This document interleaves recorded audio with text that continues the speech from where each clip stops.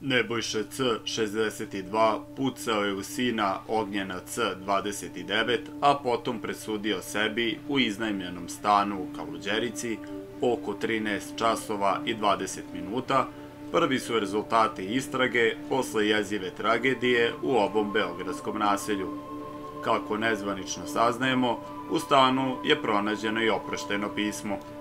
Veliko poštovanje, dobrodošli na kanal Srbija Info. Komšije kažu da nisu dobro poznavali ubijene. Oni žive u iznajmljenoj kući.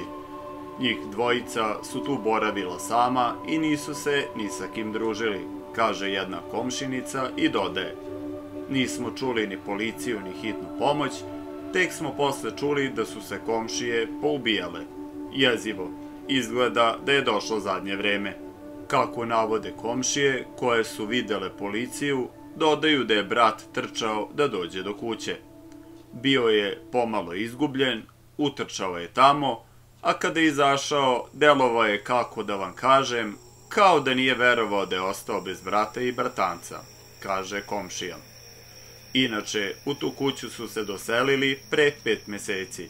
Porodica je došla sa Kosova, a navodno otac je odavno najavljivao da će ubiti sina, ali ga niko od rođaka nije shvatao ozbiljno, kaže naš sagovornik. Kako nam je rekao radnik lokalne prodavnice, svakodnevno su otac i sin tu dolazili. Stalno su išli zajedno kolima, rekli su komšije. Ispred kuće u Kaluđerici su došla pogrebna kola koja će prevesti beživotna tela oca i sina na sudsku medicinu, gde će biti urađena obdukcija koja će utvrditi kako je došlo do smrti. Sumnja se da je Nebojša pištoljem u glavu upucao Ognjena, a potom presudio sebi, kaže jedan od naših izvora sa terena.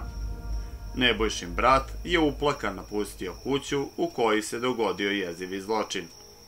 Molim vas, ne mogu da pričam o svemu ovome.